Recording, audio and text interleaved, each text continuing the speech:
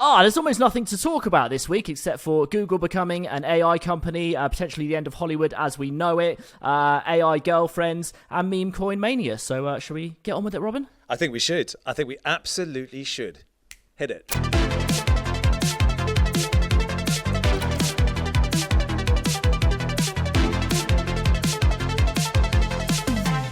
All right, so into this episode of Welcome to the Metaverse. We are now doing 2 episodes a week. There's a lot to cover, Robin. We want to do this because it's moving at a ludicrous pace. It's insane, Luke Franks. It's absolutely insane. I mean, from one day to the next, every Twitter account I follow that covers AI, that covers the Metaverse, is just like, whoa, this is a huge week for AI. It's like, oh no, this is another huge week for AI. It's like, well, slow down, guys. Which is it? Is it a huge week? Is it a slightly kind of large week? No, every week. It's nuts. So in order to capture all of that, we thought we'll just do a second episode. The episodes you do normally are kind of more revolving around topics and interviews, and that's great. That's top line. But what's the nitty gritty, the day to day, what's happening right now, deep in the weeds? There's so much going on, is there not? Yeah, exactly. So it's a good chance to kind of get through everything that's happening.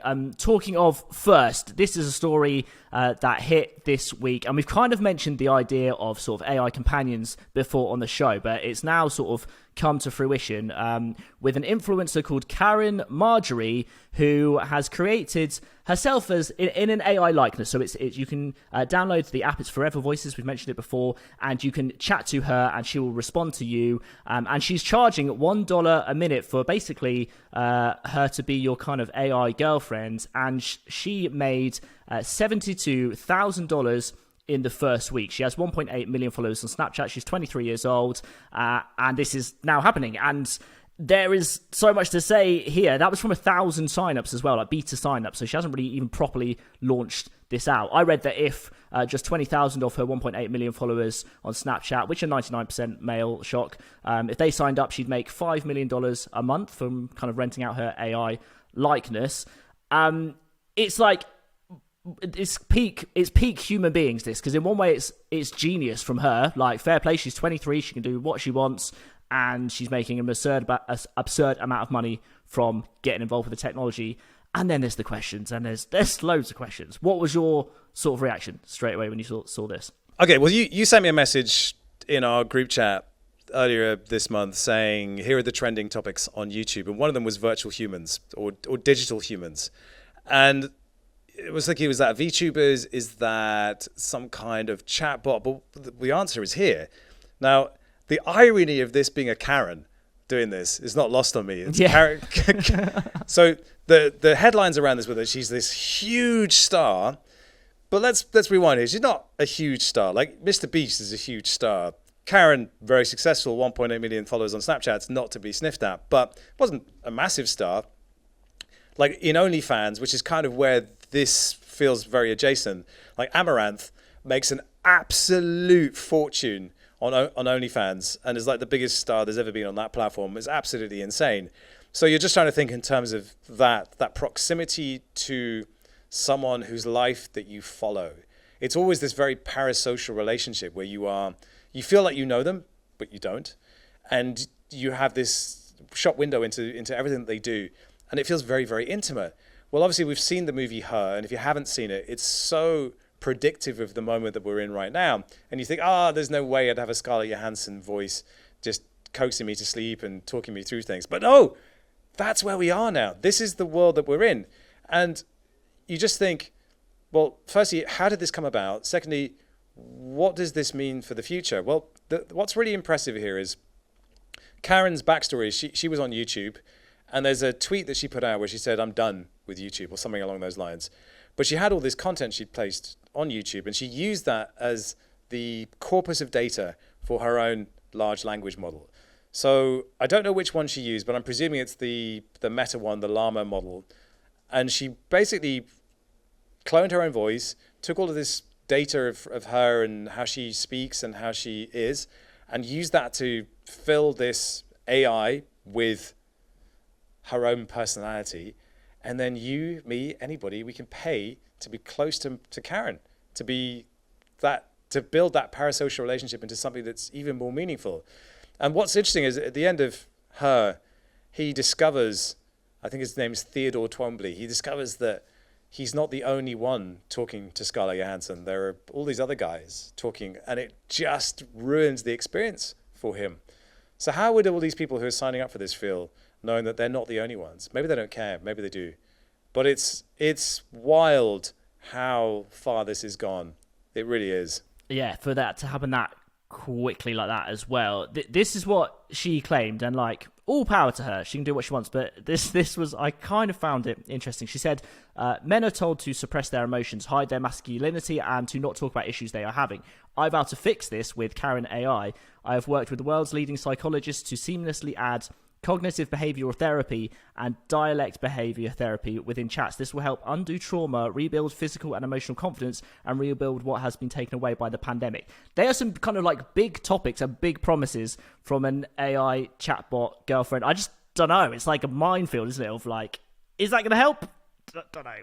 Did you see the news story about the leader of the incels who ended up having sex and then was vilified by his own community for having had sex? I mean, the whole point of the incel community was to support people through to that first point where they actually had sex. I mean, you're a man. Are you told to suppress your emotions or your masculinity and to not talk about issues you're having? Who's telling you this? Certainly nobody's telling me this. Yeah, it's big. It's way bigger questions, isn't it? But I don't think I need... I can see an AI girlfriend and I can see my like deep biology being like, oh, maybe I should do that. It's like, no, stay as far away from that as you possibly can, because no good can come of this at all. So it's like, I'm just going to deliberate. I think it's going to be the test of humans for the future, is seeing something that looks like, you know, tempting, and then just having to decide maybe not to do it. You do you, whoever's listening. But for me, I need to go nowhere near that, because I just think that is not going to be a helpful thing for humanity in life. But I guess each to their own. Well, there are some implications here, because she's talking about working with the world's leading psychologists to add CBT and dialectic behavior therapy within chats. Therapy is a regulated organization. It's a regulated industry for a very good reason, as it turns out. Is this, like, what is this saying exactly? That you can just be a chatbot psychotherapist and that's fine? Surely there has to be some guardrails in place for all of this, and I think we'll probably see them pretty quickly in terms of what an AI chatbot that you own commercially is able to do in the real world. But there's more meat to this as you unearth in the document. So go ahead and tell people what's happened for Caryn since doing this. Yeah, well, she sadly is now been getting loads of kind of death threats and hate stuff, as predictably, I guess. But she's had to now leave her home and hire security for whatever reason. I'm not sure whether these are people who hate the idea of it, or people who have maybe fallen in love with her and then realised other people are also doing it, or where this stuff's coming from. But I think it's just the outdated software of the human brain just malfunctioning in real time. I think is probably what's happening. So it's yeah, and obviously it's the AI is now getting out of control, and there's explicit stuff that's being done, which I imagine surprises no one. So developers are having kind of to rush to patch stuff and not let it get out of control, which we've seen already before. So yeah, it's pretty wild. And like, I was speaking to a friend and he was saying, isn't it hilarious how years ago everyone was worried about Mortal Kombat kind of like fighting games on the PlayStation or Sega Mega Drive damaging the youth of the future. Like, I am not jealous of the teenagers coming up now. They have got crazy stuff to deal with. That just seems like I don't know how our outdated, not evolved human brains are going to process it. But yeah, big questions. Also, the next thing that develops kind of from this, or along the same lines, and I don't know, where do the ethics stand with this, right? There are people now who are creating fake attractive people from Midjourney, and obviously they look beautiful, and they are now selling paid nudes of those fake people that they've generated through Midjourney to people on Reddit. So you can see kind of people commenting, and they are paying for nudes of people that don't exist. So what are the rules there? It's like, is that bad? Because that person doesn't exist, so it doesn't matter if they're being sent nudes. But then, I don't know. Well, I think the thing that you have to kind of start from is anybody getting hurt by this? So, is if it's doing harm to somebody, then obviously it's wrong. But if people pay for pornography, There's an argument to be made that pornography is responsible for the lowering levels of of men's sexual potency in the Western world. I mean, big questions here. We have a population problem. I mean, there's like I honestly don't know where it goes. It's a fascinating problem to have. But in terms of fake nudes, I mean, that's been going on for a while, hasn't it? But deep fakes of like Emma Watson in pornographic situations, and maybe now it's not Emma Watson, it's just someone else. I mean, would you pay to see Lil Michaela nudes? I know I wouldn't, but someone might if they had developed an unhealthily parasocial relationship with them. The thing is, the genie's out of the bottle right now. That's the difference as well, is that the deepfake thing's been happening, but usually deepfakes of people who really exist. So Emma Watson or whoever hasn't consented to those images going out, and even though they're fake, they're still damaging. Versus this, the person never existed, so there's no one that in theory is getting hurt here. So it's like, it's a new set of questions, isn't it? The inevitable conclusion you come to is that at some point, some form of AI is going to run for president of a major country, and it will happen, and it will just be like, oh, good God, how did we get here? And then it'll become obvious that that's the way it should be. Don't you think? It's just, it's like, where's the world going? If humans can't be trusted, then you just install an AI as your benevolent dictator, and then watch your economy boom. I don't know. It's crazy. It's absolutely crazy. But one thing you can be sure of is if one person does this and makes money, like 1,000 other people will also do the same, because everything's open source. You can copy it. You can do the same model. There'll be grifts left, right, and center, and everyone will be writing headlines about how this is the death of culture and the death of humanity, and so on and so on. Exactly. This is essentially the new OnlyFans that comes with all of the good and bad with it, isn't it? But yeah, you're exactly right. I'm sure we'll see now this explode, because there's clearly loads of money to be made. So that's just what happens. Okay, interesting stuff. I'm sure we'll pick up on that again in later episodes. The next story I wanted to chat about is the progression, which we've talked about, of text to video stuff. We've all probably seen these videos where, you know, you can put in a text prompt and it'll spit something out, and it's quite janky, but it's cool and interesting, and you can see where it's going. It's going to get better and better, but it has got already better and better, and it's opening up the questions of, you don't have to project too far into the future to see, okay, this is now, we're going to be able to create something that is near perfect. That seems obvious that that's coming in enough time and probably quicker than we think. And it begins to ask the question about Hollywood, and what technology always does is kind of break down the barriers, and who's gatekeeping the content, and do you have to go and move to LA to then create stuff, and all these things, because it's getting so good. So we've got a couple of examples here. This one it's a voiced kind of mini trailer, really, and it's set in the kind of 1920s. It just looks a lot better than what we've seen previously. That kind of shocked me at first, and then somebody wrote an entire thread on all this stuff that is happening. So there's someone did like a Star Wars reboot Wes Anderson style, which kind of was interesting and cool. People have made their own bespoke short films using AI and using it as part of kind of the production pipeline, and and it still hits the emotion, even though that footage isn't real there as well. We've also seen Coke do a big advert where they've incorporated AI stuff as they go through a gallery, and you kind of jump back through time, and that was a really clever use of stuff. There's lots to talk about here. Where's your head at? Because also as a filmmaker as well, and this, you've been in this industry for a long time. So when you start seeing this happening, what are your thoughts? Well, when I see the death of Hollywood, it does make me laugh, because it's as if Hollywood is simply all about the images. Like, you can just, buy a great camera as an indie filmmaker and suddenly you make Hollywood. It's not really how it works. I've seen multiple iterations of digital cameras, from the PD-150, which is the camera I shot when I first started out, which was, 4:3. It had a 1/4 of an inch CCD. The image was terrible, but you could kind of jazz it up and make it look decent, all the way through to DSLRs, which it basically woke up a completely new type of digital cinematography. It forced camera makers to make much better, high quality cameras. The camera we're shooting this on now is an incredible piece of technology. If I could show myself back when I was 22 this camera, it would blow my tiny little mind. The image quality is incredible. Does that mean I'm shooting Hollywood? No, not at all. Hollywood is a place where films get made, but films get made all over the world. What we associate with Hollywood is popcorn. It's big budget, kind of action adventure, but just like the pinnacle of kind of Western cinema is from Hollywood. So there's a whole industry there that has been transforming in its own way from the heydays of the 1990s, where independent films could compete with bigger budget fare for your dollars. Now, like, does anyone go to the cinema anymore, really?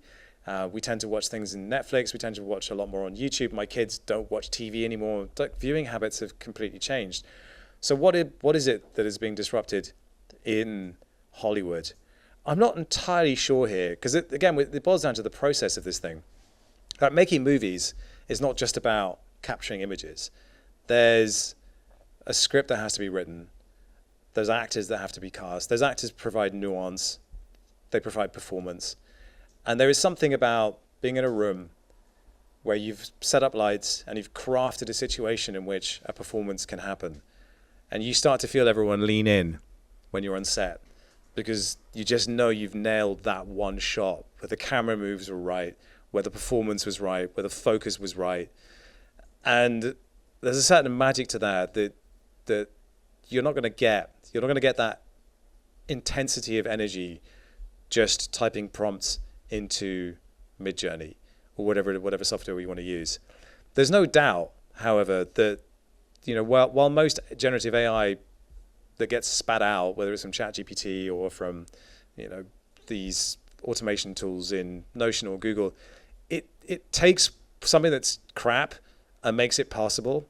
There are very few tools, almost none in fact, where you can take something that's mediocre, like a text prompt, and spit out something that is extraordinary. Midjourney is that tool. Midjourney blows my mind with what it's capable of. It is so beyond magical, I can't wrap my head around it. And there's a tool called Runway, Gen 2, which is taking video prompts from text and turning them into, it's not perfect video, but what is extraordinary about it is it's consistent from frame to frame. So we've seen stable diffusion animation where there's no consistency from frame to frame. What Runway does, it allows you to create a scene, a shot, where each frame is consistent from one to the next. So you have continuity. And that continuity is what's so incredible, because it seems to come from nowhere. So, what I don't know, because I haven't yet been able to get my hands on the tools yet, is what the wastage is like. So if you're shooting a documentary, for instance, you'd be looking at probably 50-1 in terms of the amount of footage you shoot to the amount of footage you actually use. It's very wasteful. Feature films, it's nowhere near as wasteful as that. You're looking at probably more like 4-1, 5-1. And if you're a YouTuber, you're probably looking at 2-1, if that. So you can be very efficient. As far as I understand it, Runway, there's a lot of garbage. You spit out a lot of material that is unusable or doesn't work. So there's a very much a lack of control over the output. And so what you're looking at is generating stuff that is open-ended, that is whatever you want it to be, and then you craft a narrative, you craft a story onto the back of that. What I'd be very interested in is if I had a script and I needed to spit out shots specifically storyboarded to that script, would it be able to give me, firstly, continuity? Would I be able to tweak performance? So let's say I want to do a take where I want the emphasis to be on a certain word, or I want it to be sarcastic. Can I layer subtext in? So, like I'm in this scene, I'd like you to play the scene as if you are pregnant. Those conversations you have with actors where you change subtly the performance, the nature of a scene by way of directing how they read the subtext, how they perform the subtext. Can I do that in Runway? Absolutely not. And so that bit is missing. And that's the apparatus and the fundamental craft of directing and filmmaking that is simply not present if we focus on these tools as speaking to Hollywood. There is more going on when it comes to making films, and there's more going on. You can ape Wes Anderson's style, but you're not making a Wes Anderson film, because Wes Anderson's thought process is how he crafts his story is more than just about the images. So the death of Hollywood, whoa, it's a little premature for that. I have seen, like I said, 2012, thereabouts, when DSLRs were able to shoot video to a pretty decent level, you suddenly saw this democratization, or so-called democratization, of tools.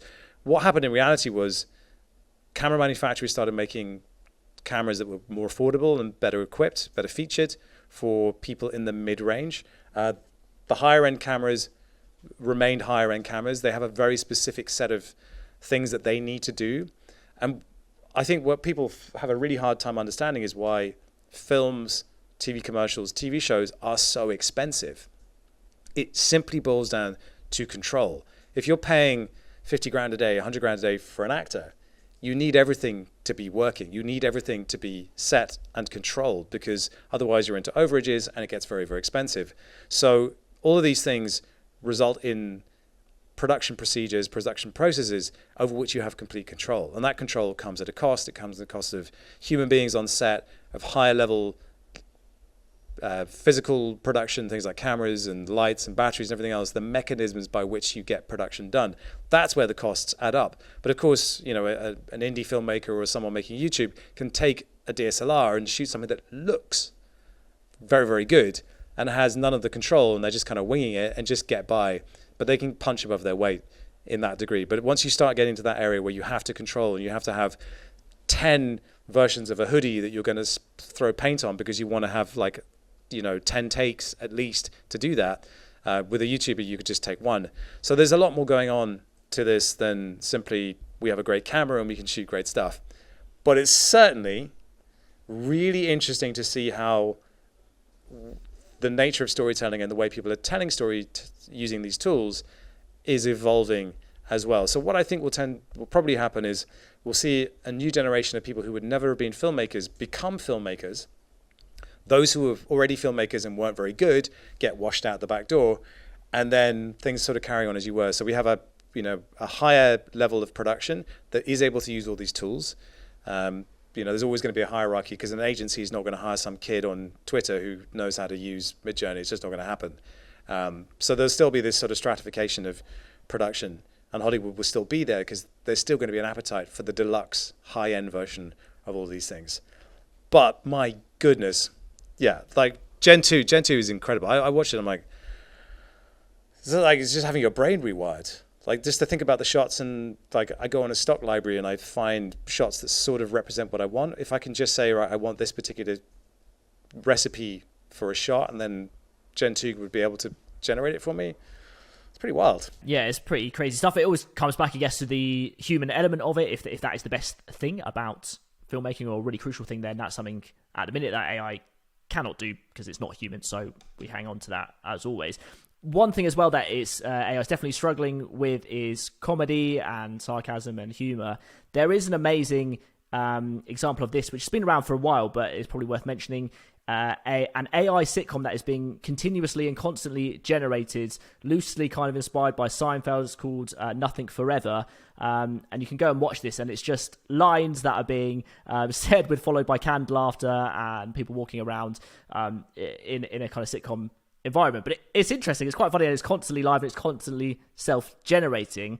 What do you think about that and sort of the comedy side of stuff? Well, it's funny because my first introduction to this was a short film with Thomas Middleditch, which a guy called Oscar Sharp, I think, created. And he's generated a script in AI, and it was completely kind of off the wall and weird.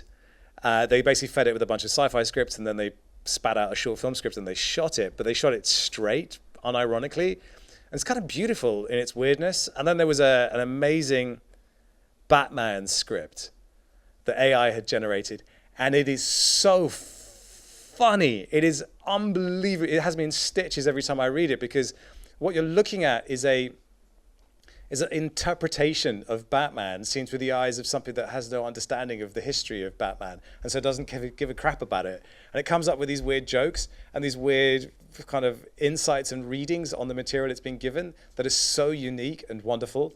And I think that's the bit I latch onto with all this AI generated stuff. If it looks too realistic, I'm like, well, that's amazing. That's a magic trick, but I don't care. There's nothing new here. But when I see like the original text to video stuff, like Will Smith eating spaghetti, it tickles me pink, because this is new, this is fresh, this is different. And I guess the bit that resonates with me here is there's with increased access to tools, you have more and more people making stuff, and what tends to happen is everything converges to the mediocre, because people want the easy answer. They want the answer to the question, which is like, how do I make it look like this? How do I do this quickly? And so YouTube is full of tutorials that give people that answer. Whereas, Scorsese and Spielberg, they had to do things the hard way. They had to figure out solutions that no one had ever figured out before. And because of that, they came up with things which are genuinely original. And that's where this AI stuff it is interesting because it's genuinely original, and I feel like so much of what we consume has become mediocre and rendered to sludge because everybody can do it. It's, you know, it's templates, it's the same tired stories over and over. And if we try and make AI too much like the things we already have, then we lose that.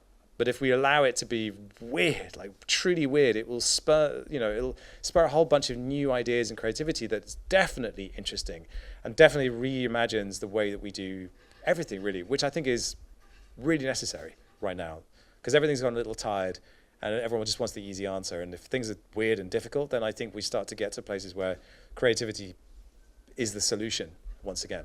Absolutely. It's definitely worth Googling that AI Batman script if you haven't read it, because it cracked me up. And the stuff that it's accidentally really funny at is amazing. So, yeah, definitely give that a read after this. All right, we've got more to get through because stuff has happened of late. So I wanted to bring this up, the whole Memecoin mania, which if you're at all in this world and in this space, you'll have seen this. But for anyone who maybe is new, a very brief recap of what's been happening over the last sort of 3 to 4 weeks. There's been, obviously, the meme coins before, and memes being the sort of language of the internet that everybody sends each other, stupid gifs and stupid stuff online, and sort of how that internet generation, us growing up with it, communicate. Dogecoin being the famous example, and kind of went massively viral and has a stupid market cap, and then Shiba Inu coming next. Pepe was the most recent one, the Pepe frog meme, which has various history that you can go look into, blew up and just took off for whatever reason, really, maybe as a bit of a kickback to all the crazy banking stuff and a sort of middle finger up to all of that, perhaps. And that was kind of mad and stupid and interesting to follow. I have a personal story, only because there'll be a few of us, if you've been in this space long enough, that something like this will have happened to you. But off the back of kind of the Pepe hype, there is an artist called Rhett Mankind, who was kind of known in the space, but not huge. I don't think living fully off his art type thing, but was sort of respected. And he ran the idea of coming up with the next great meme coin and getting ChatGPT to create it with a budget of $69. Lol. So he did that, and he got it to write the code, and he did this publicly on Twitter, and he launched the coin, and it didn't have too much kind of fanfare about it, but he said, if you want an allocation of this coin, if you want to own some, send a bit of ether to this address, and I'll send you back a certain amount of the supply of a coin called Turbo. That was it, another frog-based coin that ChatGPT had come up with. And I'm in a group with 2 other mates, and we chat about all this world, crypto and NFTs and metaverse stuff daily. And we were looking at this tweet that this artist did, and I was like, that's interesting. And I thought previously, I mentioned it, there's probably, the AI narrative, there's going to be some kind of currency off the back of it that blows up. Anyway, 2 of us didn't send any money to the address. One of them did. He sent $70, and about 72 hours later, he was sitting on $1 million from the $70 investment that he had. Wait.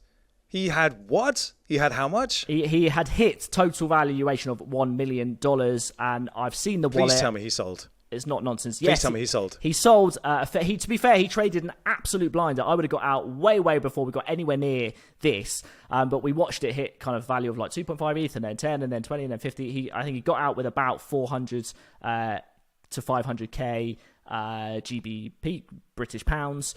And he has a little bit in there as a kind of a moonshot still. So he didn't get out with $1 million, but he got out with an absurd amount of money from a $70 investment. I've seen the wallet. I can verify it. And so I wanted to bring it up just because I think there is some interesting stuff around meme coins. Most of it's obviously complete nonsense. Most of it's kind of a kickback to all the crazy stuff that's going on with banks and everything else.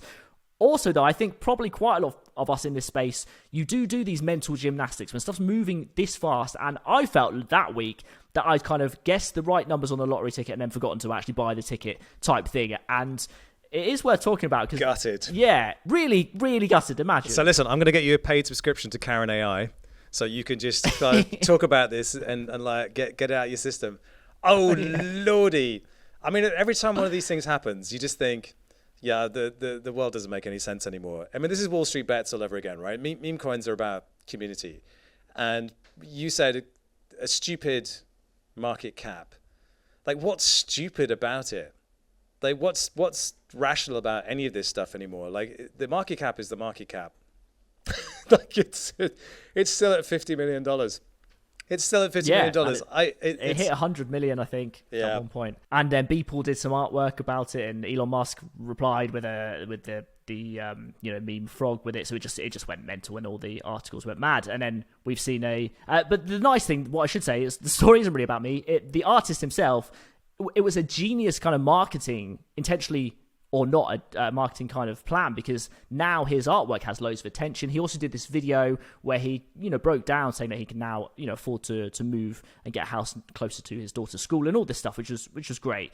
I guess the question here is like, do you see any to completely ignore this and to completely write it off as like nonsense is kind of the same as writing off memes in general, like they don't matter to anyone. But actually, we all know that memes can be really powerful, and that's how, you can get a massive following, and that can mean stuff. So what's your kind of take on this as a thing? Is it done? Is it over? Well, I've been covering this space for 6 years or so, and I covered it in depth for the Defiant, covering these news stories. And there's always a moment where people are so done with a bear market, they're so done with being in a losing position, that they kind of get this demob happy mentality where they'll just throw caution to the wind and just jump into something just for the lols. And so you get these weird communities that just center around success or, achievement, which it's really just about like, we're all in it together. Who cares what's going to happen? Let's just go for it. And I mean, that is the basis of community, right? It's the basis of all of the ways that we connect with people online. So you can't dismiss them out of hand. I mean, what's weird is that Dogecoin is, I forget where it is. It's still in the top 20 cryptocurrencies, and it has exactly no functionality whatsoever. It has no utility whatsoever, except that it does, because it represents its community, and its community is incredibly powerful. So Dogecoin, number 9, above Solana and Polygon, and a market cap of, $10 billion. $10 billion Dogecoin for a joke. It just keeps on going, and there's the Lindy effect kicks in with meme coins as well. So the Lindy effect is the longer something has survived, the better the chances that it will continue to survive. So really, it's kind of this exponential thing. Whereas you would have thought Bitcoin would have died back in 2013, but it didn't, and now it's very, very difficult to kill it because it's it's just survived for so long. So that tends to happen with the best, most adopted meme coins. I don't know what happens with Pepe. I don't know what happens with Turbo. Though obviously the other side of this is Turbo went up, but it also comes down. And somebody was buying at the top. Somebody was selling at the top. And so when it comes to meme coins, it very much is a zero-sum game. I mean, there might be something off the back of it, something else, like in terms of just in general enjoyment of your life. But for all the people that were making money, there were people losing money as well.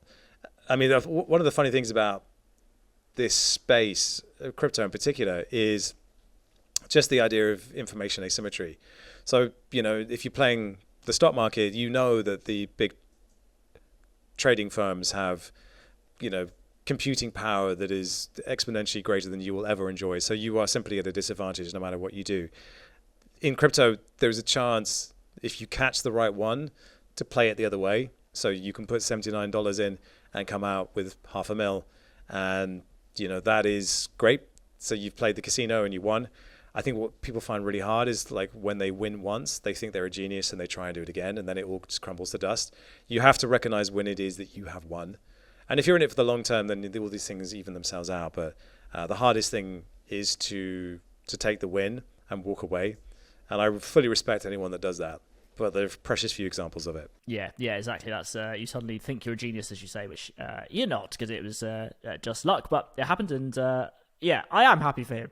Deep down, it's difficult. You're happy for him. You should be happy for him because he could have lost $79, and then where would he have been at? Exactly. I know. You put in the notes here just a note about V-Bucks. I had a look at it like a currency on the world stage, and it's roughly equal to the Russian ruble at the minute, which I think is like 99 out of 100 currencies. I mean, for obvious reasons, there's plenty going on, but isn't that nuts? I mean, like I was on stage. I was on stage in Tallinn talking about particularly about Fortnite, because what noticing at the moment is that the media industry in general is going through a radical shift from generalized media platforms like BuzzFeed, like Vice News, which are financially in deep doo-doo. They raised tons of money from VCs. And that whole advertising-based model, going for the maximum number of unique views as possible, it seems to be dying on its ass. And so advertising-based kind of media businesses are really going to struggle. And so when I'm looking at kind of our strategy for YouTube, our strategy for Fortnite, you really get a slap in the face when you realize that there is no advertising on Fortnite, that everything that it generates is marketplace behavior. It's trading, which is weird, right? It's an entire economy, like $5.5 billion a year in trading activity. And so V-Bucks have a real kind of economic value and a real potential to break out. And I guess the reason you brought up the whole meme coins thing was, what is the currency of the internet? If we're talking about a macro trend towards de-dollarization, what is the thing that replaces it? Is there a universal internet dollar currency? I don't know. I think it's a lot harder question. I've covered CBDCs and stable coins a great deal. It's going to take a lot to de-dollarize the global economy because there's so many economies that are based on it. But then if you have a secondary metaverse economy that is V-Bucks or Robux, I mean, what? The world's changing, my friend, and it's going to be exciting to see it. Yeah, exactly. Yeah, it's attention is shifting, so it's definitely one to not ignore, at least not write off, mad as they are, the meme coins. All right, we've got a few minutes left just to touch on a pretty big subject of Google essentially becoming an AI company and releasing a barrage of announcements over the week. So Google Bard is now their chatbot that you can go and use that is connected to the internet, unlike ChatGPT, although they have now, OpenAI have kind of come out and I think they are about to release that and the plugins, I think, and it seems not coincidental. Not at all. That happened and then ChatGPT not at all. With that. Yeah. So it's connected to the internet and it's free as well, which is interesting. So they are putting their mark in the sand and they're building it into a load of their products. So there's always already the kind of suggested text writing emails and stuff like that, but I think it's getting embedded more into that. Immersive Google Maps seems an obvious one, but it's kind of interesting. There's an interesting demo. Have you seen that where you can kind of roll through the weather and see what the light looks like as you sit in a restaurant and that kind of thing? Oh man, it's wild. It's wild. You said Google becoming an AI company. I mean, the thing is, Google has been an AI company, probably one of the most important AI companies since 2016. Sundar Pichai wrote a blog post just last week in support of all these different announcements saying how much they've been invested in AI since 2016 with DeepMind and Brain. The Brain's their research laboratory and DeepMind being DeepMind, of course. So I think the thing is, it wasn't that Google wasn't an AI company. It was that Google was a very scared or very reticent to release AI company. And of course, the commercial landscape has completely changed. The nature of search is under question for the first time since Google launched, basically, which is wild. And so we've seen these swings from Bing, which had ChatGPT built in. Everyone's like, oh my God, Bing's going to be this thing. And they're like, well, let's wait for Google to come up. And then they had that sort of lukewarm release of Bard, and it wasn't very good. Bard is obviously now competing with ChatGPT. Big difference being you have to pay for ChatGPT. Don't have to pay for Bard. So the question, I guess, is like, where is all this being paid from? Like, what is paying for all of this? Because it's something we didn't touch on in the Hollywood thing. It's like, if I want to use Runway Gen 2, like, what's the monthly subscription going to be on that? And what is the end game for Runway? Is it to be acquired by Adobe, NVIDIA, or Apple? Because the cost of running Runway and storing video online is prohibitive. It's crazy. But there's, this stuff doesn't come for free. You don't just run AI for free. There's a cost to every token. So I'm curious. But there were the other things in there. The immersive Google Maps obviously was a big win for us. If we're talking about immersive 3D images and maps of the world, AR, Apple's glasses coming out soon, a picture of the world. We know that Apple's been building a 3D map of the world to compete with Google's. So what does that mean for the metaverse and these secondary layered existences where we can, view contextual information about the world as we walk around? Pretty interesting. Project Starline was another one, which is their holographic display where you can have a conversation with someone, and it's not like a Zoom call. It has 3D presence. You can move around, and it's much more immersive than a simple Zoom call. I've always loved that one, particularly during the pandemic. It was really impressive how you could see human connection being enabled by digital technology in a way that wasn't possible so far. And then there was, there's a Google translation device which we built into YouTube, which will mean like this conversation we're having right now, at the press of a button, we could be translated into Mandarin or into Esperanto if we wanted, and our mouths would be reconfigured so that they matched the words that were coming out. Like, I don't know if you know that one of Mr. Beast's most successful businesses is a translation business where he translates all of his content into Portuguese, for instance, for the Brazilian market, or to Mandarin for the Chinese market.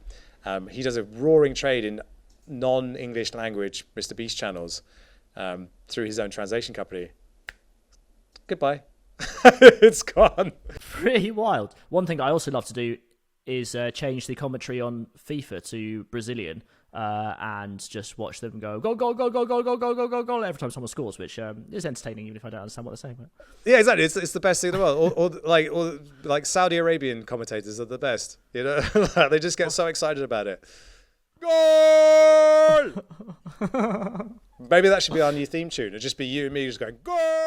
Goal, goal, goal, goal, goal, goal. Oh yeah, thoroughly enjoyable in every way. Good stuff. All right, well, we've covered a lot of stuff there. Is there anything that's happening at base? Well, there's always stuff happening at base, but what would you like to quickly mention for this week to look out for people? Well, we're covering Apple this week, so the Appleverse, the imminent arrival of these mythical Apple AR glasses.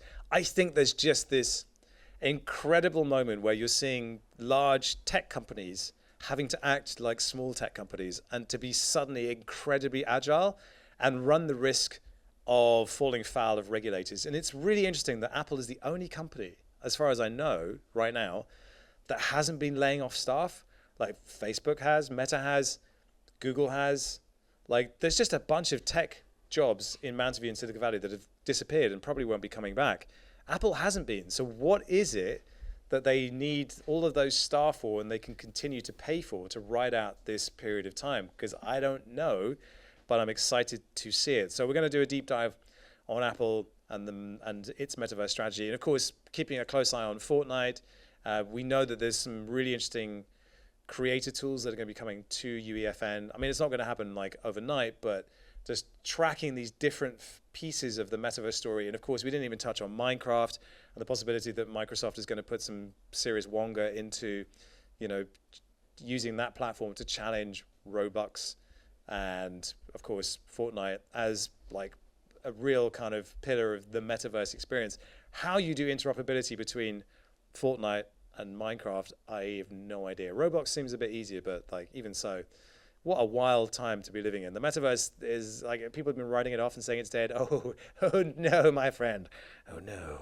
I'm loving the timing of all these Metaverse are dead articles just as Apple are about to drop their headset. It's like beautifully timed because I think they are going to look back on that as a bad time to publish this stuff. The Apple stuff's going to get very interesting, and the place to follow all this stuff, all the videos that we're making, is the Based AF YouTube channel. So obviously, got to hit subscribe there and follow on the podcast platform. But I think that probably rounds it up for today. So cheers, Robin. One last question for you. What, of all the things we cover, what's the thing that blows your mind the most? I think it's probably what we kicked off with at the moment is the kind of being able to scale your digital self. Is just like this ridiculous unlock that it is hard to even process because we see it with this girl who's doing that, but it makes sense as an influencer, but it probably makes sense for everyone long term. Is this, if you can capture your expertise or your essence or whatever it is that other people want to use, and you can rent it out. We'll see actors doing it. We'll see everybody doing it. Like that seems like a big